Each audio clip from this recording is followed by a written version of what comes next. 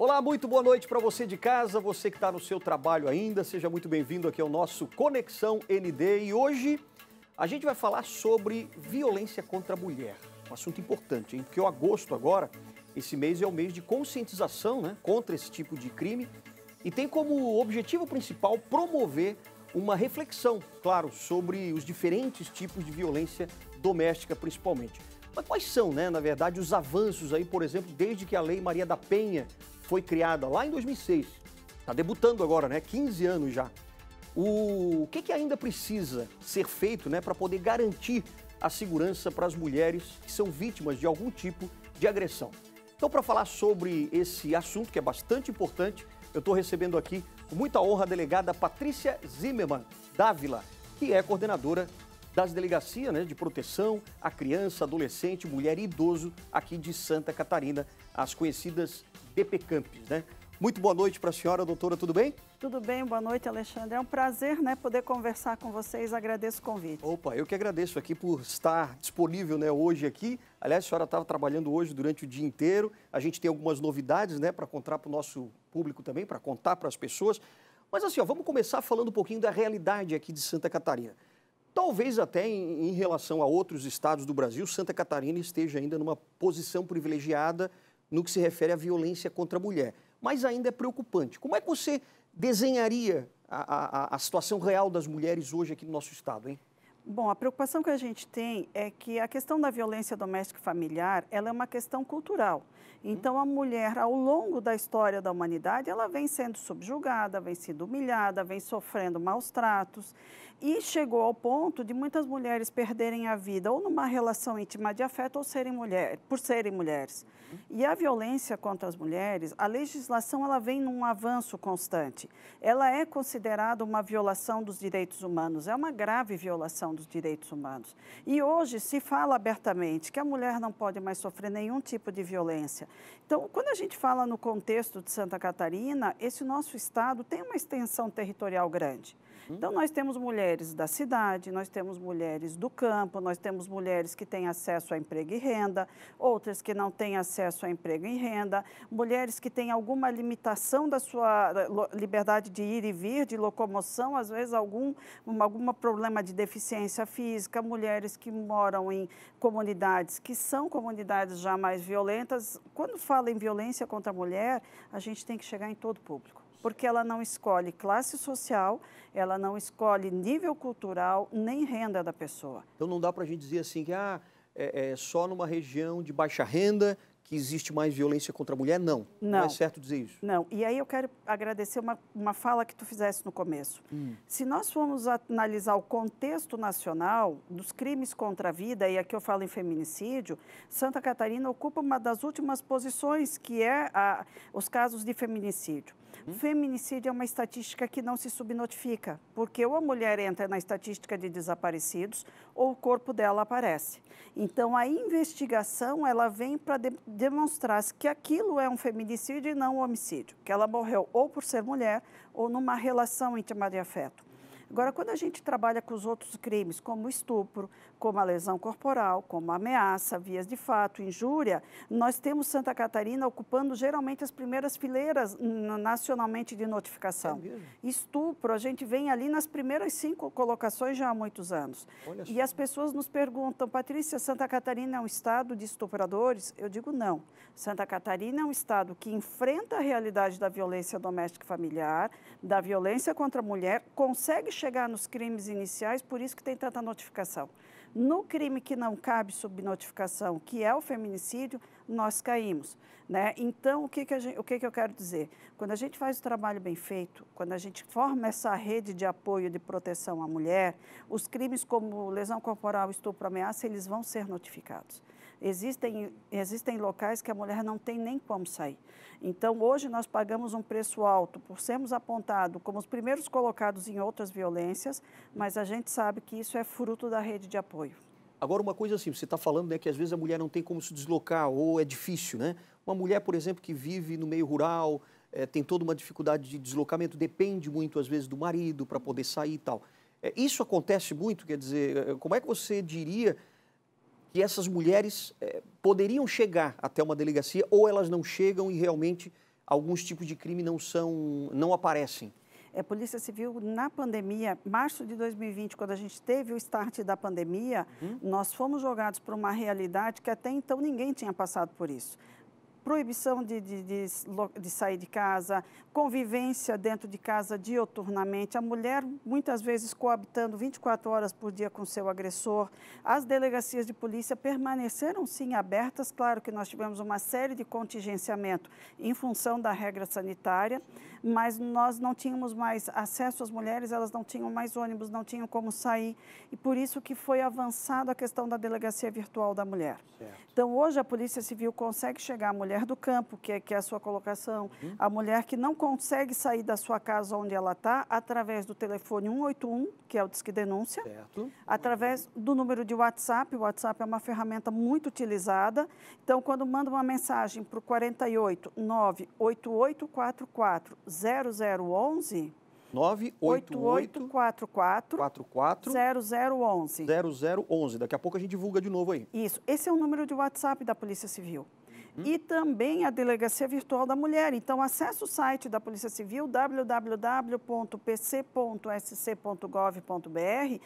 No lado direito tem um ícone cor-de-rosa, a gente fez bem chamativo. Clicando ali já vai para a Delegacia Virtual, né? Tem um tutorial que explica. Então, a preocupação é, vamos atender a mulher de casa. E nós tivemos alguns desafios importantes. Nós tivemos casos de mulher com positivo para Covid, que estava com medida protetiva de urgência e que o marido violava a medida protetiva, ameaçava em um grau de risco elevado. Então, nós conseguimos fazer a instrução do inquérito, né? Os policiais civis conseguiram se deslocar, fazer a oitiva dessa mulher através dos meios virtuais, respeitando as regras sanitárias. O Poder Judiciário, ele decretou a prisão preventiva do agressor, o Ministério Público deu parecer favorável e esse agressor foi preso.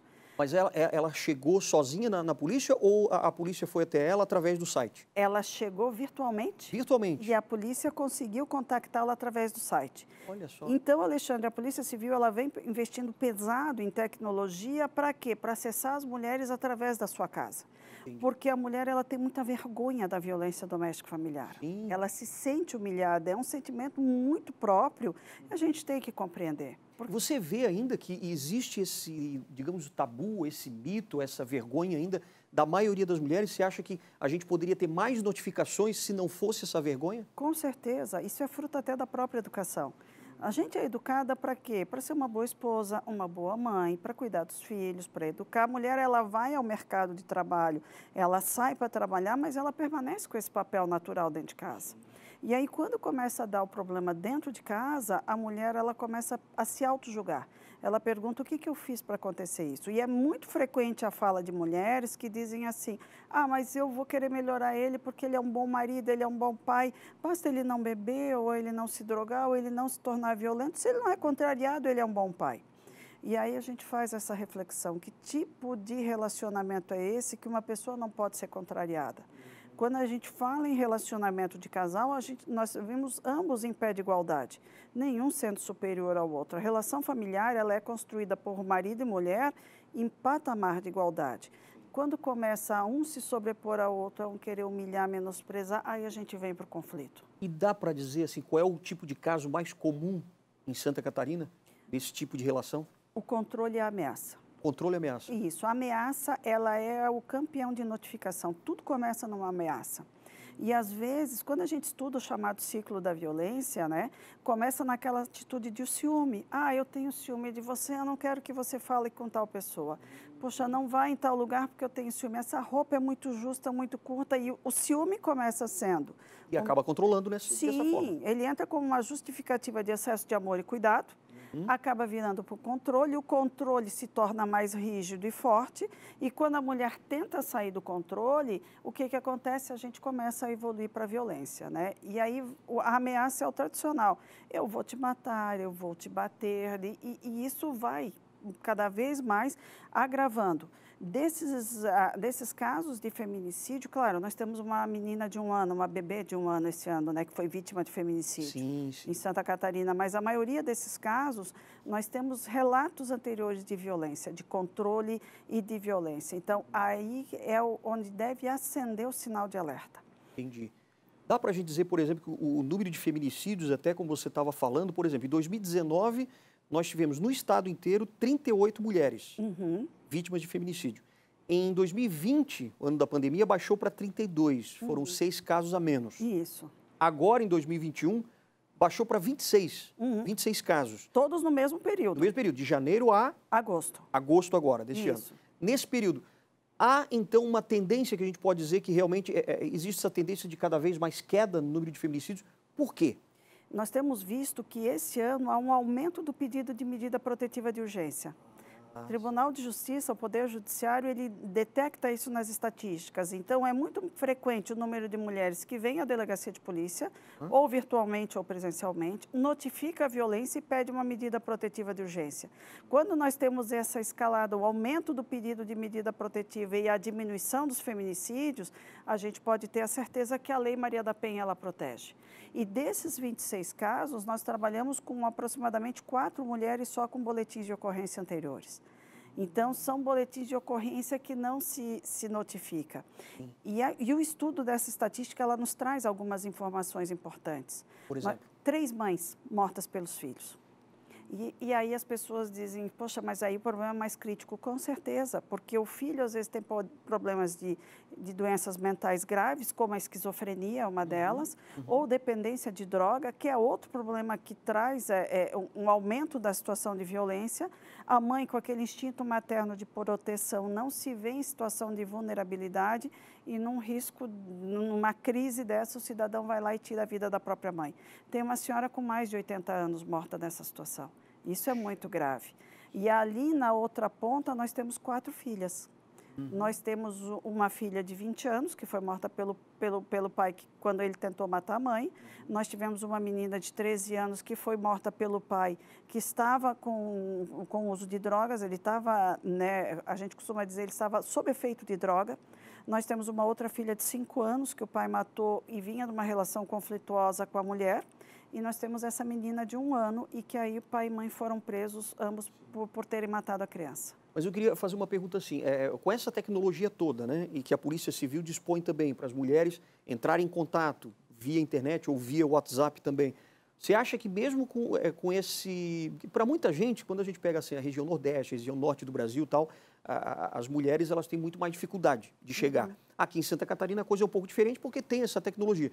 Mas você acha que realmente a mulher catarinense ela tem mais acesso à tecnologia para poder fazer uso realmente de medidas de proteção? Com certeza, ela tem um acesso mais facilitado aos órgãos de Estado.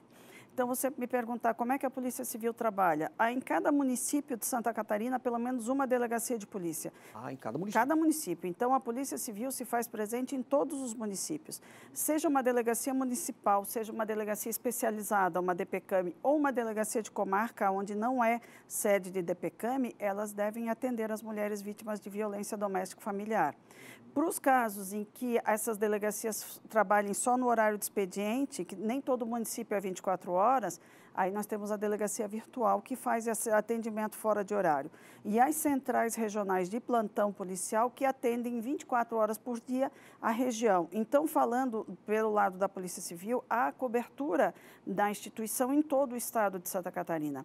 Para aqueles casos, e aí um número relativamente alto de mulheres que não querem ir até uma delegacia, nós temos esse atendimento mais privativo que é através da delegacia virtual. E tem ainda mulheres que também se negam a entrar em contato mesmo por via de internet, telefone? Tem. Por isso que é tão importante o Disque Denúncia. Eu coordenei já algumas operações Marias que a gente fazia antes da pandemia e nós tivemos uma operação o ano passado, nós vamos ter mais operações que são relativas à violência doméstica familiar e eu lembro numa operação Maria, acho que foi do ano de 2019, em que na véspera da operação chegou uma denúncia de WhatsApp que a mulher tinha sido agredida pelo marido, estava em casa. Quando a equipe iniciou a investigação às 6 da manhã, começou o dia D da operação, eles foram direto naquela residência. Chegando lá, o casal atendeu, eles já estavam acordados, né, levantavam antes das 7, começaram a conversar, a mulher vem com um óculos de sol, que cobria até essa parte da face. E a delegada acompanhava a equipe, a delegada da Delegacia da Mulher, ela olhou, ela disse, a senhora, por favor, tira o óculos. Quando a mulher tirou o óculos, era impressionante as imagens, eu recebi as imagens. Essa órbita, toda essa região aqui em redor do globo ocular, mas enorme, era preta. Fazendo uma exemplificação, se a gente for ver um urso panda, ele tem essa parte... Era isso que a gente viu na face daquela mulher dos dois olhos. E essa denúncia foi feita por um terceiro. E na abordagem, o cidadão tentava argumentar que a mulher, por telefone, estava marcando um encontro com outro homem. E ela negava. Daí, em determinado momento, ele disse, ela caiu na escada. Daí, quando a gente começa a analisar a compatibilidade das lesões com o relato oferecido. Não havia compatibilidade. Claro. Aí, em determinado momento, ele disse, não, eu tirei o celular dela, ela foi tirar o meu celular, eu puxei e dei uma cotovelada. Daí ele já começa a assumir a autoria da agressão daquela mulher. Aquela mulher levou 2 socos na face. Sim, com os 2 olhos dessa forma, né? E se não tivesse vindo uma denúncia de um terceiro, ela dificilmente iria denunciar o seu marido. Às vezes a mulher está numa situação de dependência psicológica tão grande que ela não se sente encorajada para denunciar. Isso acontece com mulher de todo e qualquer nível cultural, classe social, isso é muito frequente. Mas aí a mulher pode perguntar assim, como que eu posso sair dessa situação? Como é que eu posso denunciar se eu dependo dele, não só emocionalmente, mas financeiramente, e que aí pesa bastante, porque a mulher se vê num beco sem saída, tipo, mas é ruim com ele, pior sem ele. Tem esses relatos que a gente ouve, às vezes até em reportagem, né? Como é que a mulher pode se sentir segura e protegida realmente para poder chegar a esse ponto de denunciar? Importante a tua pergunta. A Polícia Civil desenvolve um programa chamado Polícia Civil por Elas. E nós firmamos uma parceria com o SENAC esse ano. E qual é a parceria que se tem com o SENAC? Os profissionais da Polícia Civil ministram palestras, falas nos cursos de capacitação do SENAC. Os cursos principais, o nosso foco principal são os profissionais da área de beleza, manicures, cabeleireiros, esteticistas, massoterapeutas. Para quê? Porque eles vão interagir com mulheres lá fora. Nós passamos para eles a questão do ciclo da violência, como identificar, como acolher. E o SENAC, em contrapartida, ele oferece vagas de capacitação gratuitas para essas mulheres, para que possam frequentar os cursos e se profissionalizarem. Então, é uma busca já para que elas tenham acesso ao mercado de trabalho. O próprio aparelho de assistência social, ele pode atender essas mulheres em situação de dependência econômica para que elas tenham esse assessoramento, para que elas não passem fome e que seus filhos não passem fome também. Num segundo momento, Alexandre, a gente procura capacitar para que essas mulheres consigam caminhar sozinhas. E quando se fala em mulher em situação de risco, há o aparelho da Casa-Abrigo, para onde essas mulheres podem ser encaminhadas para aguardar ali todo esse trâmite. Aliás, tem uma Casa-Abrigo em Florianópolis? Florianópolis tem. E essa é uma deficiência ainda que a gente tem, porque nem todos os municípios têm Casa-Abrigo. Exato. Então, existem algumas casas-abrigos regionalizadas, outras municipais. Florianópolis é municipal. A ideia, né, e o ideal, vou usar esse termo, é que nós possamos ter essas estruturas, não digo em toda a cidade, mas uma cobertura regionalizada para todas as cidades. Acho importante a gente daqui a pouquinho falar um pouco mais sobre essa casa de acolhimento, que Florianópolis faz um trabalho bastante importante, né? E depois também tem algumas situações graves, que eu vou tirar essa dúvida com a senhora, por exemplo, entre relações, eu acho que o público de casa vai querer também saber, é uma curiosidade, mulheres, por exemplo, que têm relação homoafetiva e que muitas vezes não conseguem ter uma medida de proteção porque não tem a figura do homem. Mas já já a gente vai falar desse assunto, de outros temas também aqui com a doutora Patrícia Zimmermann, daqui a pouquinho, depois do intervalo.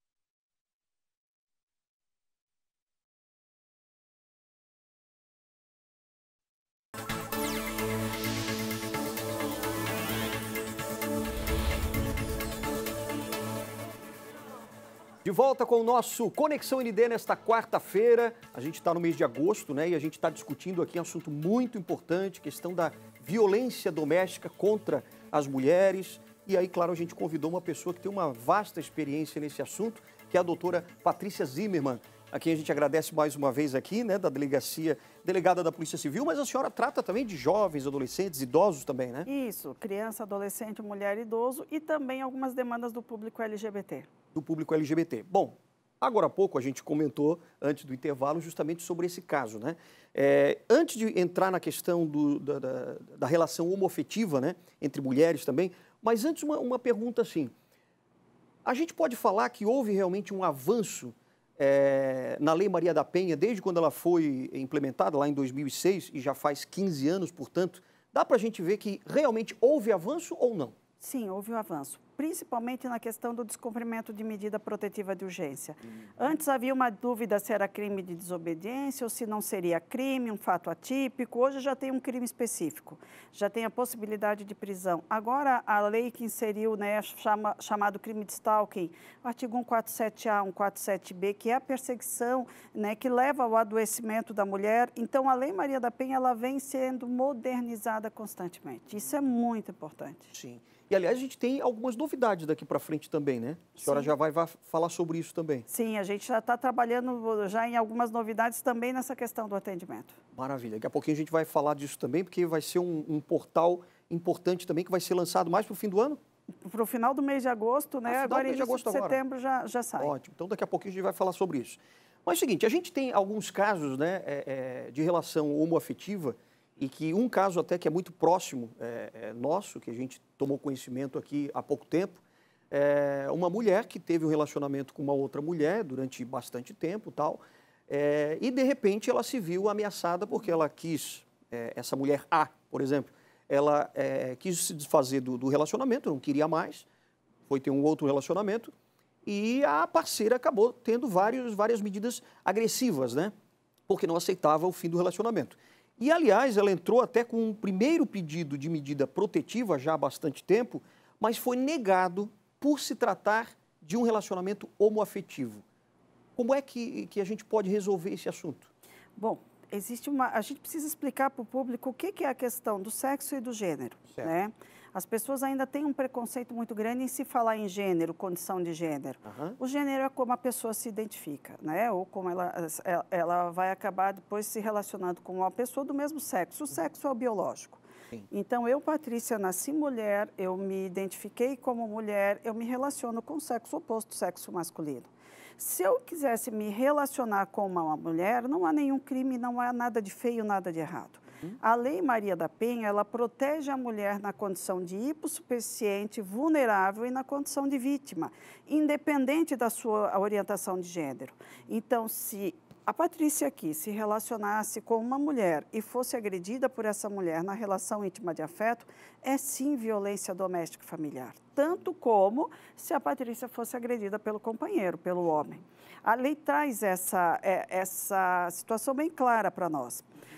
Quando a gente fala em medida protetiva de urgência, há um entendimento nosso na delegacia que essa medida protetiva de urgência pode ser pedida por qualquer mulher, independente da sua orientação de gênero. Então, ela pode estar se relacionando com outra mulher ou ela pode estar se relacionando com um homem, que ela vai ter o direito de pedir essa medida. Mas, no caso, tem alguns juízes, então, que interpretam dessa forma, dizem, não, como é uma relação homoafetiva, eu não vou. Nesse caso específico, o juiz que analisou a questão, ele entendeu que não havia a questão da hipossuficiência, da vulnerabilidade por serem duas mulheres. Sim. Porque biologicamente elas estariam em pé de igualdade na questão do sexo feminino. Aí, algumas delegacias a gente já trabalha, então, não com a medida protetiva de urgência, mas com algumas medidas cautelares alternativas à prisão, que são dispositivos do Código de Processo Penal e, dentre eles, a possibilidade de pedir a não aproximação do agressor contra a vítima.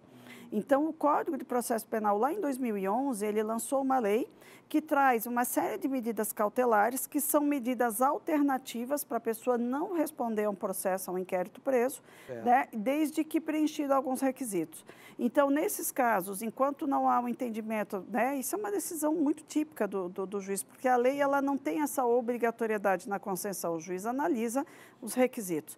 Se ele analisa e entende que não há vulnerabilidade, que não há hipossuficiência, pode não ter uma medida protetiva de urgência, existe o caminho da medida cautelar de proteção. Porque qual que é a preocupação?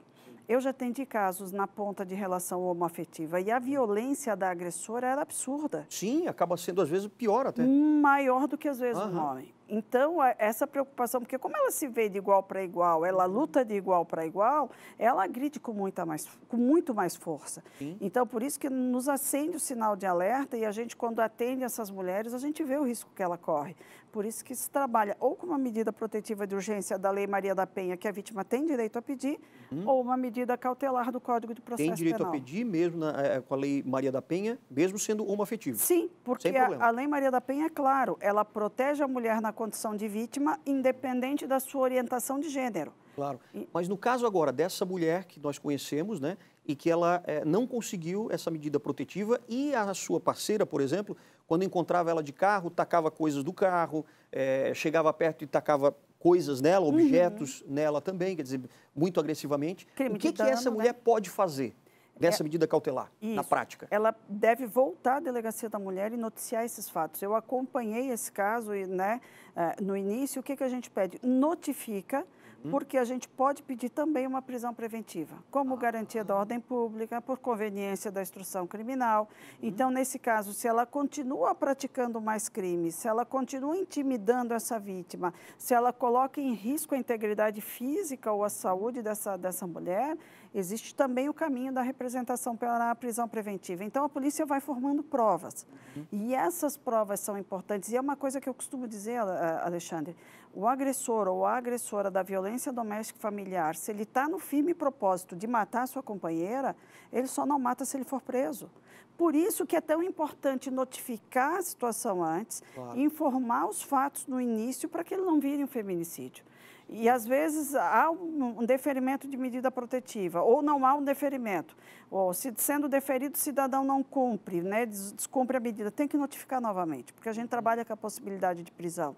O juiz entendeu que, naquele momento, não cabia a medida protetiva de urgência, mas a situação pode mudar. Pode ser uma medida cautelar de proteção, pode ser uma representação de prisão preventiva. Por isso que esse atendimento a essas vítimas, ele permanece por muito tempo. Agora, uma outra questão. A gente está falando de um juiz, provavelmente do sexo masculino, que interpretou dessa forma. A senhora acha, na sua opinião, como delegada há muito tempo, tem essa experiência, a senhora acha que falta mais mulheres, por exemplo, para tomarem as rédeas ou ter mais juízas também? Sei lá, uma pergunta meio... Mas para a gente certificar de que... Será que essa interpretação não depende também de quem está interpretando? Eu acho que a lei ela precisa ser o mais clara possível. E aí eu falo do legislador. Por quê? Quando nós tivemos o crime de feminicídio, que ele foi tipificado lá, inserido o parágrafo 2º no Código Penal, lá no artigo 121, como a morte de mulher na condição, e aí o legislador falou em sexo feminino, já se estabeleceu uma barreira para a mulher trans que morria na condição de gênero feminino. Claro. Nós vemos o protocolo interamericano para a investigação de mortes violentas e desaparecimento de mulheres, ele traz muito forte a questão do gênero. O protocolo nacional, ele traz já a questão do gênero. Então, eu imagino que essas questões a gente tem que limitar já na lei. E aí eu falo e eu vejo com muita tristeza a carência de legislação para a proteção do público LGBT, que é um público muito vulnerável, que sofre toda e qualquer forma de desrespeito. Eu estou falando já em desrespeito, eu não falei nem em violação de direitos. Então, se nós não tratarmos, o artigo 5º da Constituição Federal diz que todos são iguais perante a lei. O que é igualdade? É tratar os iguais de forma igual, os desiguais de forma desiguais. Vulneráveis precisam de proteção acentuada do Estado. E aqui, quando a gente fala em mulher trans, mulher lésbica, na relação homoafetiva, ela é tão ou até mais vulnerável, às vezes, que na relação entre sexo oposto, porque existe uma aceitação já maior para a mulher que se relaciona com homem do que uma mulher que se relaciona com outra mulher ou um homem que se relaciona com outro homem. Entendi. A senhora acha que existem mulheres juízas o suficiente no mercado, digamos assim? É só uma curiosidade. Eu acho que a mulher tem que ocupar cada vez mais espaço de poder. Eu tive uma reunião ali na Secretaria de Segurança Pública e lá tem um mural dos ex-secretários, Aí eu virei para o policial que estava do meu lado e eu disse assim, olha, esse mural é um exemplo. Quantos ex-secretários de segurança pública? Nós temos uma mulher, doutora Lúcia Stefanovic, que por coincidência era delegada de polícia. Então, a mulher precisa ocupar esses espaços de poder, né? Seja mulher juízas, delegadas, promotoras, mulheres policiais militares, policiais civis, seja mulheres secretárias de Estado, mulheres na política, né? Eu acredito que a gente precisa, sim, avançar, porque a sensibilidade, o olhar feminino faz toda a diferença. Quando é que nós tivemos um julgamento do STF que reconheceu a inconstitucionalidade de se arguir a legítima defesa da honra em plenário de júri? O homem matava a mulher e dizia que matou em legítima defesa da honra porque ela estava o traindo. Ele era absolvido, muitas das vezes, porque a legítima defesa é uma excludente da ilicitude. E agora, há pouquíssimo tempo, a questão de que aproximadamente um ano, o STF reconheceu que é ilegal. Então, e ainda continua, porque esse crime de feminicídio, ele é julgado pelos 7 jurados leigos. Ainda esse trabalho de desconstrução da história da mulher, ele é muito grande. Então, são muitos os júris em que a gente vê, né, o ataque à figura da vítima como sendo uma má mulher, como sendo uma mãe ruim, uma que não cuidava da casa, e ela perdeu a própria vida. Espera aí, que conduta é essa que justifica uma pessoa tirar a vida da outra? Sim. Agora tem essa questão importante das casas de acolhimento, né? Para dar esse suporte para as mulheres, que muitas vezes têm vergonha ou não conseguem ir numa delegacia da mulher, mas existe a casa de acolhimento. Em Florianópolis tem, bem perto ali da Delegacia da Mulher, né, no bairro Agronômica, e ali a gente vê que é um trabalho de acolhimento muito especial, digamos assim, porque as mulheres se sentem mais à vontade, né? Será que seria uma função também do Estado, ou até dos municípios, de espalharem um pouco mais essas casas de acolhimento para poder realmente reunir o maior número de denúncias, digamos assim? Precisa, porque às vezes a mulher está numa situação de risco elevado e ela precisa ir para um local de proteção como esse. Então, a casa-abrigo, a casa de acolhimento, ela serve para garantir a integridade física e psicológica da mulher. E é um local que não recebe só a mulher, vai mulher e filhos, porque a mãe carrega os filhos com ela, não tem como deixar as crianças na casa. Sem dúvida. E muitas das vezes nós vemos a dificuldade da mulher denunciar porque ela não tem nem para onde ir. Tem mulheres que são extremamente vulneráveis, que não têm família próximo, que não têm amigos, que o cidadão é extremamente agressivo. São muitos os casos em que a polícia está, né, a Polícia Civil com mandado de prisão para cumprir, o cidadão está se escondendo e a gente precisa levar a mulher para um lugar onde ela vai ficar segura, claro, até conseguir a prisão dele. E é difícil conseguir essas casas de acolhimento, porque precisa de construção, quer dizer, qual é a dificuldade? A dificuldade é porque precisa de um engajamento do município também com o Estado, porque certo, não são estruturas, por exemplo, da Polícia Civil, do Poder Judiciário, do Ministério Público. São estruturas socioassistenciais. E aí tem que ser o trabalho de município e Estado para a construção e manutenção desse espaço. A manutenção também é algo que tem um custo.